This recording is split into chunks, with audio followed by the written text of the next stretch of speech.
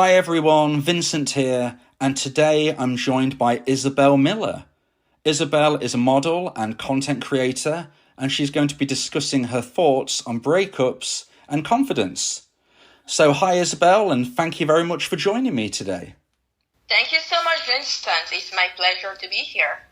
Well, thank you. It's really great that we can have this conversation. So like I've just told everybody who's listening, you are a model and a content creator, and having an online presence must take confidence.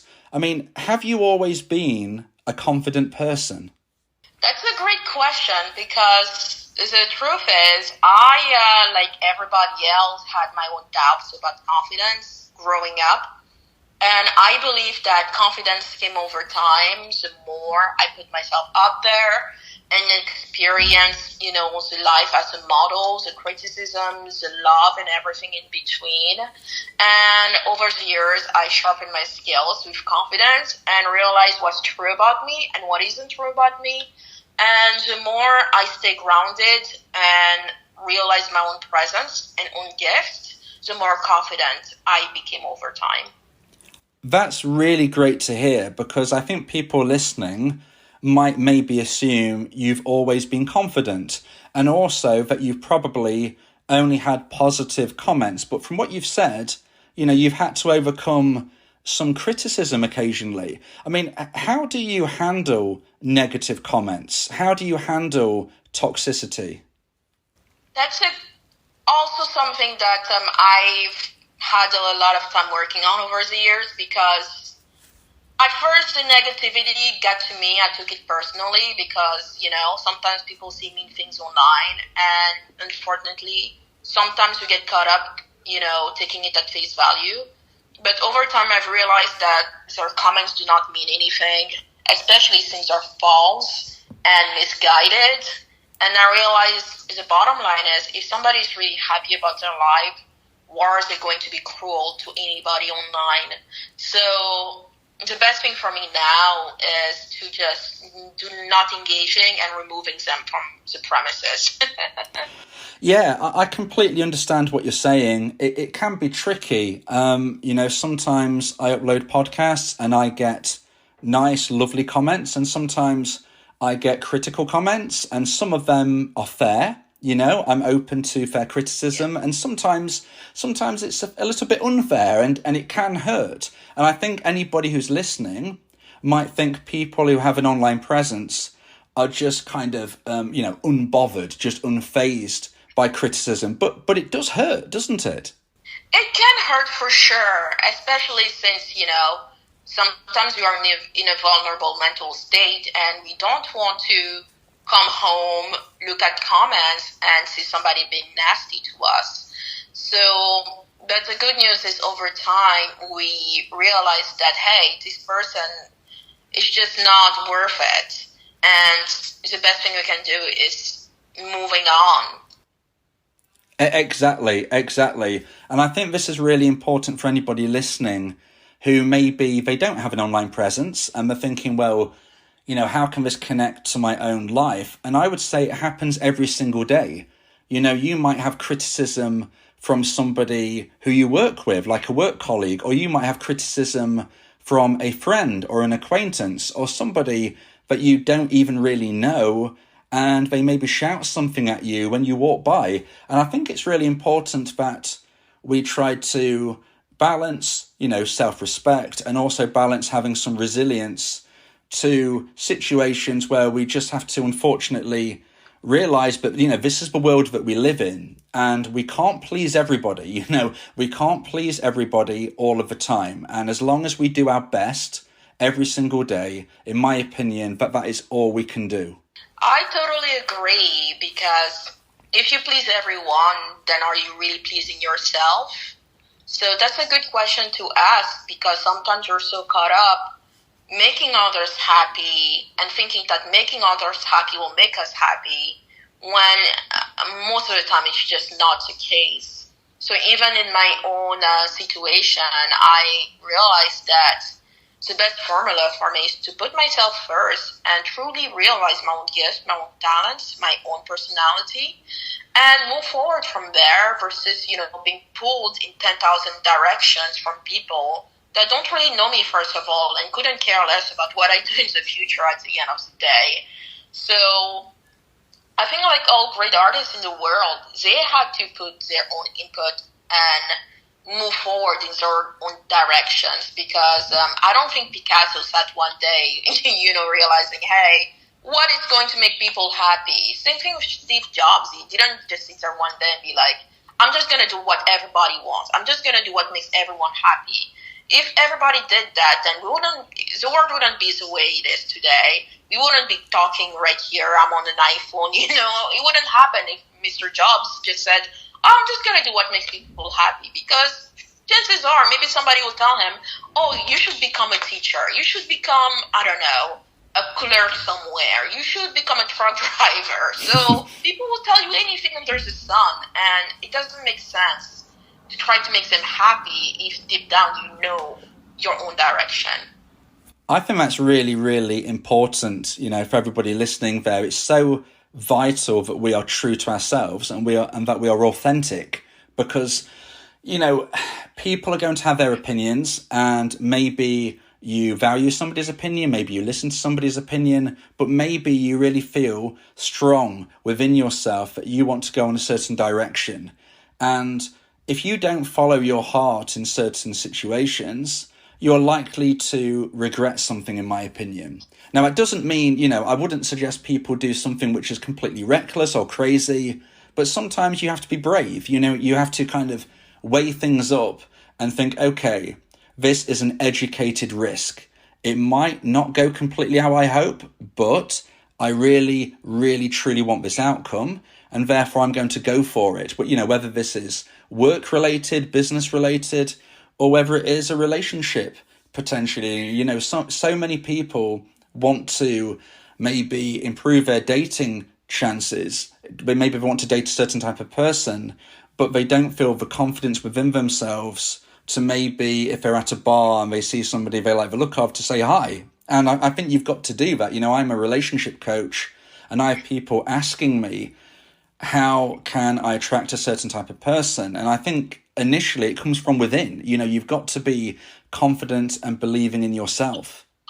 I totally agree with you, and confidence is key, because I think that's also what sustains us in a relationship and throughout dating as well. Because I think sometimes the less confident we are, that's where we tend to have, clouded thinking and also get pulled in different directions and not necessarily be 100% ourselves or involved in what we're doing. So the more confident we are and the more present we are as well, I think that's really helpful. Yeah, it comes from within. It takes time. But when we believe in ourselves and when we are authentic, I think we stand a better chance in all areas of our life. Have you been through any or many breakup situations, Isabelle? I mean, how have you kind of coped with the more challenging sides of relationships? I have been through a few breakups, and yes, they are challenging. And I think one of the most challenging part is initiating the breakup and realizing that, hey, this is not working. And instead of just staying around and, waste time, putting your big girl or big boy pants and telling them that, hey, this is not going to work out. We are different people. We're going to different directions. And just move on from there, because it can be scary. Sometimes, I thought, okay, what are they going to say? They're going to hate my guts afterwards. I don't know. And sometimes, it's not easy. They might get upset and, give you angry phone calls, whatever, or not. Or they might take it very well. But no matter what the outcome really is, there's something that has to be done. So a lot of times breakups are about courage and renewal. So instead of thinking about, oh man, what about the past? Did I make the right decision? Should I have done this? I feel bad. Focus more on what's next. Where am I going? Because this relationship ended for a reason. And it's a good thing. It's like we cannot just stay at square one in life. We have to move forward, especially since we know deep down that the person you were with was not on the same alignment as you. So it's very important to take life into your own hands and make it what you want it to be. That's really, really important, I think, what you've been saying. I speak to many people from breakup situations. Sometimes they are the dumper and sometimes they are the dumpee. And one of the things which surprises dumpees the most is that the dumper has actually gone through some anxiety during the breakup. A lot of dumpees believe when they speak to me that their now ex just didn't really care. They weren't really bothered. They were cold-hearted and they ended the relationship. But from what you've just said, from your experiences, you had some anxiety. You were really thinking, oh, I don't really want to hurt them. What should I do? But ultimately, from your experiences, you felt you were growing in different directions. And again, that is a very common situation for when breakups take place, when two people are growing differently to how they once were. And, you're kind of showing there from the dumper's perspective that you are somebody who, as confident as you are, you still feel anxiety. You don't want to hurt this person. I think that's really important for people who have been dumped to hear and to understand. That's very true, because a lot of times the dumper isn't out there to, at least, the well-intentioned ones aren't out there to, being cruel or hurt their exes or, their partners. They just need to do what needs to be done, because it's either that or they're going to just pretend to be happy in a relationship where they're not really happy. And the dumpee is going to suffer as well, because nobody wants to feel unwanted and unloved in their own relationships. So a lot of times, it's a matter of courage, because it doesn't make sense to be in any interpersonal relationship if the feeling is not mutual. Exactly. And when you look back on the relationships that you've had and maybe the relationships you are looking at in the future, please can I ask you, what are the main traits that you look for in a potential new partner? Like, what do you look for in a new relationship? I always ask myself this question, because sometimes, we think about the superficialities and we get caught up in things that don't really matter. So I think over the years, I have narrowed it down to definitely kindness. I love people who are genuinely considerate and loving in the way they act towards you, the way they respect you, and the way they adore you as well.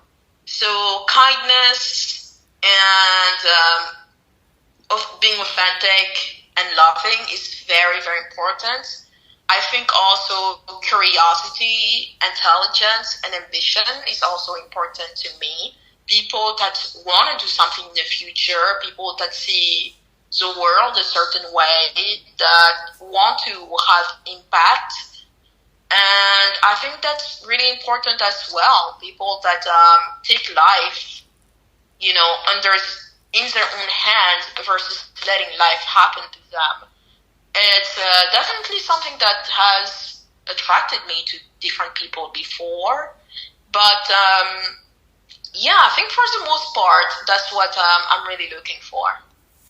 That's really interesting, with me asking you that question, because when I speak to, it's generally men who are interested in getting a new girlfriend. Obviously, I speak to some women as well who are interested in getting a new girlfriend. But in essence, when people speak to me about how to try and attract a woman, I say that from my research, from speaking to many, many women, one of the main traits they look for is ambition. And you mentioned that within your traits you look for as well. So I think that is really, really interesting, just to kind of tie that in once again to a very common denominator in what is attractive. You've also said something really powerful, which is you look for things such as being kind. And I have, especially guys, men often say to me, why is it that nice guys finish last? And what I try to say to them is, but nice guys don't have to finish last. It's not about being nice, which is a bad thing. You know, most women are looking for a guy who has nice, authentic, positive, kind traits. It's just that you need to combine that with being somebody who is maybe a man of action, somebody who is ambitious, as we've just said, and making sure you tie those in. So I think it's really lovely, Isabelle, that you have kind of mentioned the fact that you are looking for a kind person, because so many people don't seem to believe that women look for kindness. Good thing to notice, because I understand where everybody is coming from about people being disappointed, because even in life, I think for women as well, even for me, you've always been taught to be nice. Oh, if you're nice, everything will be good for you. Everything will happen to you. You will get what you want in life by being nice. And a lot of times, what is nice in the first place? People often make us think that being nice is a people pleaser.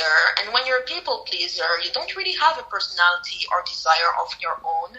And it's easy to get walked over and get disappointed in all areas of life, whether it's love, friendship, even business.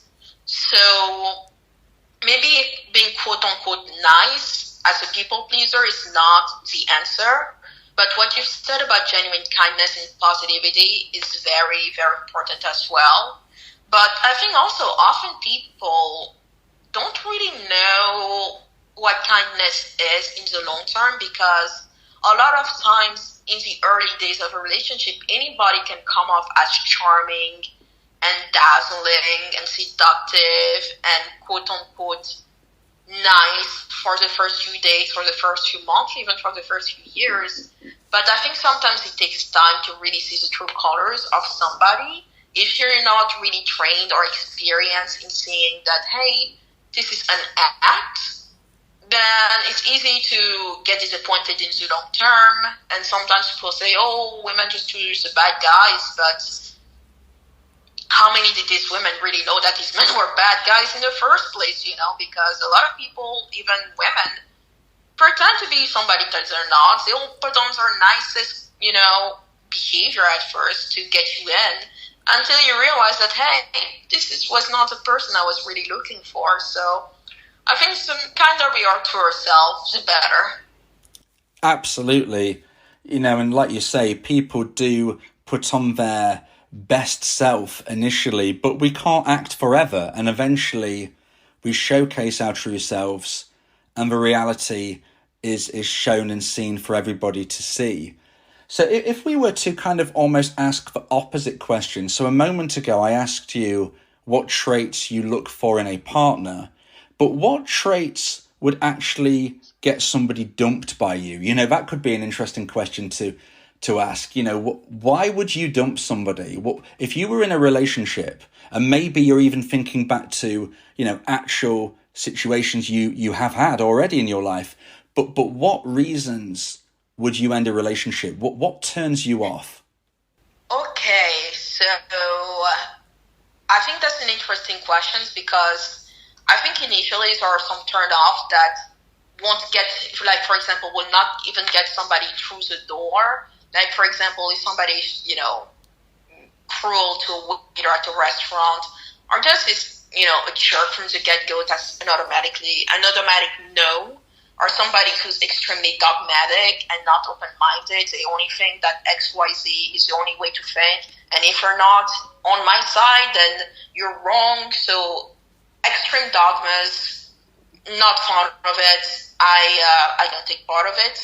And when it comes to ending a relationship, I think a lot of times if I notice that our values over the years are just not aligned, like, let's say, for example, they think that they want to live their life a certain way, and I want to live my life a different way, then it doesn't make sense for us to stay together. If somebody wants to live in a log cabin in the middle of Alaska, then I'm going to remain honest and realize that that's not what I'm looking for in the long term. So that's a good reason for me to move forward. Or if somebody wants for example, to join a monastery or whatever, then there's no way to maintain a relationship in that case. So I think a lot of times relationships end because of a value problem. But otherwise, when it comes to like behavioral problem, it's going to be just mostly a lack of consideration. If I've noticed that, for example, the person towards a relationship was all about them, so really selfish and inconsiderate, and we're not really being appreciative of who I was, my presence, and we're just very oblivious and lacked self-awareness in that case, then, I cannot educate them, then it's time for me to go. Definitely. And something which I really picked on there from what you've just said is when you used the example of if they wanted to live, for instance, in Alaska, I think you said, that would be something that just doesn't fit with your lifestyle and what you would want. And when I'm doing my relationship coaching, I talk about deal breaker life goals, which basically, in my opinion, mean it doesn't matter how good a fit you seem to be. It doesn't matter how attracted you are to one another. If you don't match on certain deal breaker life goals, then your relationship won't be able to work. And one of those deal breaker life goals is location. If one person wants to live in the local village and the other person wants to travel around the world, it's just not going to work. It doesn't matter how physically attracted you are together. It doesn't matter how much you make each other laugh. If one person wants to live on one side of the world and one person wants to live the other, that unfortunately is very, very hard to rectify, and I have other deal breaker life goals, another one being if one person wants to have a baby and the other person doesn't, or maybe one person is very religious and the other person is either very religious from a different perspective, or maybe they are not religious at all. Or then we look at things such as politics, which of course is very well known to be divisive if you're very passionate either way. But I think unfortunately sometimes a breakup takes place because it doesn't matter how good you are together. If you don't match on the deal breaker life goals, like you said about living in different places, unfortunately it just can't work. Yes, I totally agree with that. It's just a situation where sometimes we have to try and look at the bigger picture and just realize and understand that some relationships, some connections are just not going to last into the long term, unfortunately. I thought I would ask you a fun question, which would be, what is, if you can remember, incidentally, but what is the funniest or most interesting chat-up line that somebody has ever said to you? Can you think of any that you've had? Oh, that's a good question. Honestly, I wish I remembered. I think for the most part, people are very straightforward when talking to me or anything like that. So I don't necessarily have any, outstanding pickup lines to remember. But a funny thing is, sometimes when I used to be online dating, I've had some people that were thinking that I was not real. They were saying, hey, is this really Isabelle or is this somebody else? They were worried that I was a 50-year-old man behind the screen or anything like that. And once we met in person, they realized that, hey, I'm the real deal. And the funny thing, too, is I didn't tell them initially about my online identity because I don't want that to be the focus of the conversation necessarily. But if they find out on their own or I decide to share it myself, that's totally okay. But actually, one of their friends told them, and they said, oh, you might be talking to a fake profile because I recognize this lady from Instagram and etc. So now, it's anxiety and worries. Oh, is this a real person? So sometimes, back when I was online dating, I had to reassure, hey, it's really me. You're not talking to a catfish. So that was fun. And of course, a relief once they saw me in person and realized that everything is, A-okay. That is funny. And, I've spoke to other people in the modelling industry who have told me, and I don't know whether you feel the same on this, but they have told me that they actually find it harder to date now they are a model than before, because either people don't seem to dare approach them, or alternatively, they just don't believe that they are real and they're being genuine. I mean, have you found, as your online presence has grown, have you found it kind of easier to date, or have you found it harder to date? I think overall, I found it. I didn't necessarily find it harder to date. I think it was just a different type of challenge this time to adapt to. But I think overall, it also opened different doors to me, because then I think more people approaching me from from my online presence as well, that if I was a nobody, wouldn't have known about me.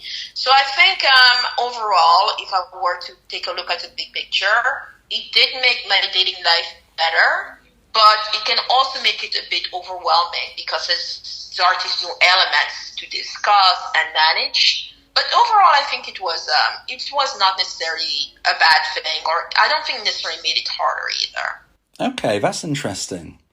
And out of curiosity as well, Isabelle, are you a lady who likes a man to be chivalrous? Do you like a man to hold a door open for you, to buy you a drink? Are you somebody who likes that type of thing on a date? I know that a lot of people still enjoy this type of thing, but there are some people who they don't really want this anymore. I mean, what's your perspective, Isabelle? I think overall, I've always loved the gentleman type, even before I became Isabelle. So that was always my thing, and it still is, so I'm all for it. I think that's really, really good to hear, because I'm a big believer in being polite, being respectful, kind of all of those old school values. And I know that some people, and that's their choice, their thought, that's absolutely fine. Some people don't really think it should be quite like that anymore. But, I'm kind of old school. I love that type of thing. And I must be honest, in speaking to many, many people, I do still think it is the most common approach, the most common opinion from both men and women. I think that most people still enjoy that type of interaction, even though perhaps for us, a few people per se who are now maybe looking at things a bit differently, which, like I said, is absolutely fine. But I myself am kind of old school in that thought pattern.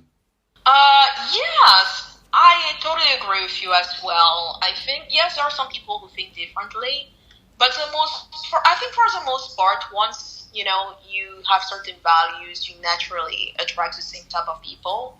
And yeah, I've always been for the gentleman type, and that's always a plus. Exactly. That's my thoughts on that kind of thing. Now, we spoke a little earlier about breakups and your perspective when you were the dumper. Now, for those people who are listening, who are maybe going through a breakup and maybe they are the dumpee and they've been dumped, they're feeling really low, maybe they want to try to get their ex back, maybe they want to try and find a new boyfriend or a new girlfriend, but they're feeling really low confidence. What would you say to somebody who is feeling upset and feeling low? Like, what would you suggest about their way of moving forward through a breakup? I know from your perspective you were the dumper, but if you were to try to think of people in the position of the dumpee who are feeling very low energy and very kind of down right now, what would you suggest is a good way for them to move forward through a breakup? Oh, I love the question. I think, first of all, to treat yourself with compassion and realize that it's okay to feel hurt, it's okay to feel sad, it's okay to feel depressed because things did not go your way. The breakup might have, taken you by surprise, and that's okay. And you might feel low right now, and that's fine as well. It's completely normal. Is what to avoid, I think, is any kind of negative self-talk of, oh, I'm not good enough, or what should I have done? Should I get them back? Oh no, are people going to think I'm a loser or anything like that? And just take the love in and really be kind to yourself. Be as kind yourself as possible, practice even more self-care during this area of your life. Give yourself a break. I don't know if I'll suggest to go into the dating jumping pool right away unless that's what you want to do. But if you are hurt and, not in a good place, then I think it's a better time to truly take great care of yourself and give yourself a break, give yourself more love. If you want to go to the spa or do something relaxing, play golf somewhere, go for it, do what you love, dive into your hobbies, and focus on yourself and do what's right for you instead of, sitting on the bed and, moping around thinking that life isn't fair, which it is. It is true. Life can be unfair. But at the same time, don't be hard on yourself. Don't push yourself too much as well. Allow yourself to be vulnerable and take great care of yourself. I think that's really nice advice. And people who are struggling, I always like to say, you've got to date yourself. You've got to respect yourself and try and grow as a person. Because, if you've been dumped, whether you want to try and get your ex back or whether you want to try and find somebody new, you've got to be feeling good within yourself. Like you said, you can't go back out into the dating world if you're feeling terrible, if you're feeling really, really low, if you're feeling really low value, if you're feeling really sad and upset and emotional, you're not going to be in the best position to try and get your ex back or attract somebody new. Because unfortunately, being somebody who is feeling sad and upset and negative is not attractive. And if you want to get your ex back, or if you want to try and find somebody even better, you've got to be positive. And for that to actually take place, you've got to go through the process of grief. You've got to work through your grief, work through the breakup, go through breakup recovery. And when you come out of the other side, you need to try to be as positive as you can. Because unfortunately, negativity is not attractive. I totally agree. And I was just thinking as well that if you're just jumping in right into the dating pool again, the other person might not want to be your rebound and feel like they're just a placeholder while you're, figuring everything out. So on the other side of the table, is it necessarily fair to whoever you're going next to be like, okay, they're still not over their ex? Because I think it's always awkward when you go out on a date with someone and, you still notice that they're not over their past relationship. And it feels like a waste of time. Exactly. The worst topic of conversation you can have on a date is about your exes. Because I think especially people who've gone through a breakup fairly recently, they might not even realise that they keep bringing up their ex. And if you're going on a date, if you're getting to know somebody new and you keep bringing up this person, then, this new date is very unlikely to want to see you again. So I think what you've said there is absolutely true. It's not attractive in that way. But the overriding theme here is if you've gone through a breakup, you've got to be kind to yourself. You've got to respect yourself. You've got to go through the emotions. You've got to take care of yourself, be kind to yourself, and start to grow. And as you grow, you will become eventually a version 2.0 of yourself, 2.0.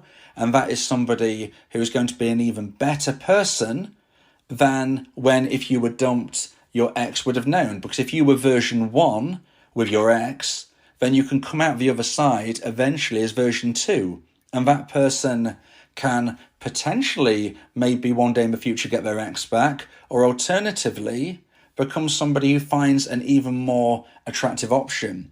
So I think it's all about growth. I mean, do you find yourself, Isabelle, trying to grow every single day? Do you try to kind of go through self-improvement in your own life? I would say yes, because I've always believed, ever since I was even a child, that life is about learning. So I've always been open to learn new things, discover the world, and open up my mind. So yes, I am doing my best to learn every day. And it's a pleasure for me as well to learn new things and make my life better. Because, you know what, I have more to gain than to lose. So, I just go for it. I think that's amazing. And from what you've told me previously, before we've gone on to this podcast, you've told me that you're looking into perhaps expanding what you do online and moving not just within the modeling world, but also perhaps in the travel world. Is this something you're looking to try and explore? Maybe, I don't know, travel vlogs, or, I mean, you tell me, well, what are you potentially looking at trying to move into in the future?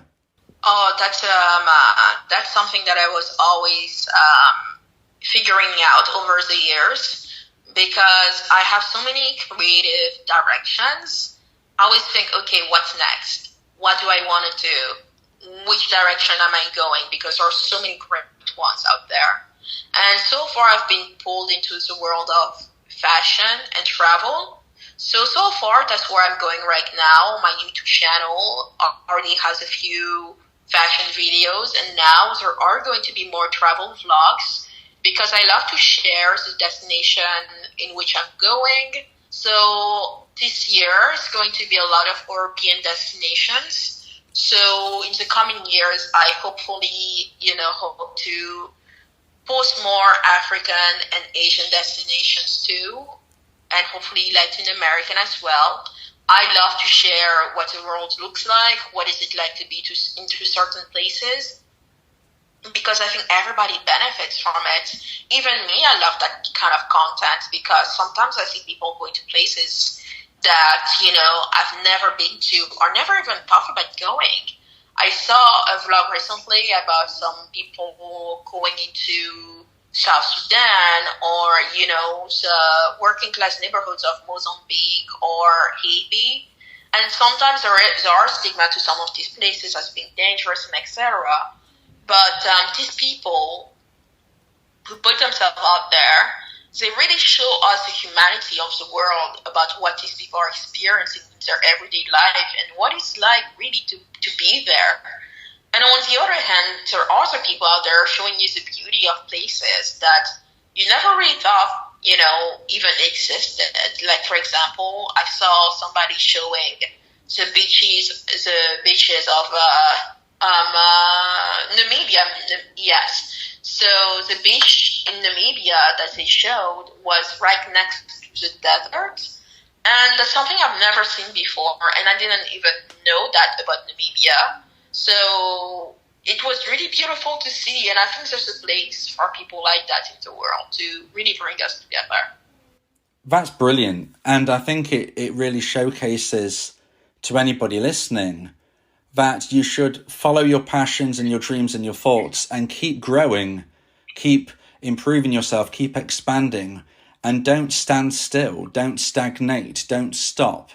You might be enjoying your job right now, but that doesn't mean you can't start thinking about maybe what's next, what's the plan, what's the aim, what's the target. I think we should always have a goal, and we should always, when we achieve that goal, set a new goal and keep moving forward. And with what you have told me, Isabelle, you are somebody who, you're conquering all of these different aspects, and then you're always looking for the next plan, the next goal, the next challenge.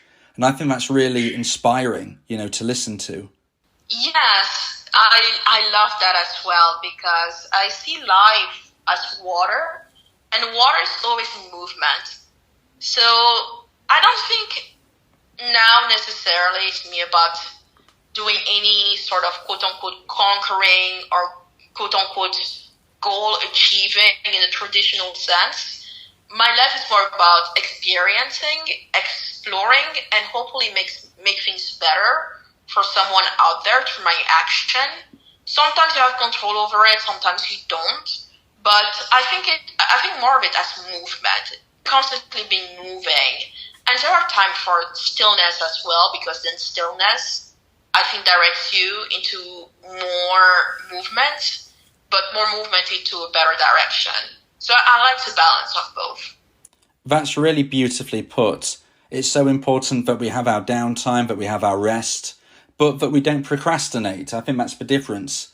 Making sure we have a relaxation when we need it, but then when we're ready to start moving, we keep moving, just like you described. I think life is very free-flowing, and we can really achieve our dreams if we just keep moving forward.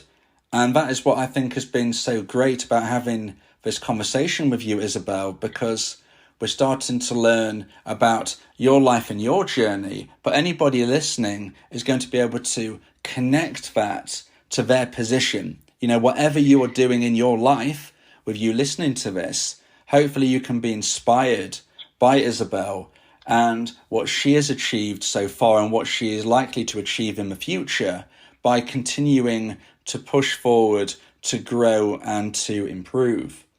Just before we come towards the end of today's podcast, Isabelle, is there anything else that you would like to say or that you would like to describe about your life or your journey, or that you would just like to say to the audience? Yes, I would love to tell the audience that, just like you guys, I started somewhere as well where I didn't have any online following. I didn't have any, admiration or adoration from so many people. And it was even really, really tough for me at first to put myself out there. I think one of the first time I recorded my first YouTube video ever, it was never published because I felt awkward on camera, but everything came naturally over time. So a lot of times I think forcing things might not necessarily be the best option. And to further embrace our own intuitions and what comes naturally to us, because out of success and satisfaction in life, I think self-trust has a big place in it. So trusting oneself and loving oneself, I don't think you can ever go wrong with it. That is such a fantastic way to end today's podcast. Thank you so much, Isabelle Miller, for joining me today. And for everybody listening, I'm sure I speak for everyone where I say thank you very, very much for sharing your story and your journey. And it'd be great to speak again sometime in the future. It would be my pleasure. Thank you so much, Vincent, and everybody here for, listening and sharing everything.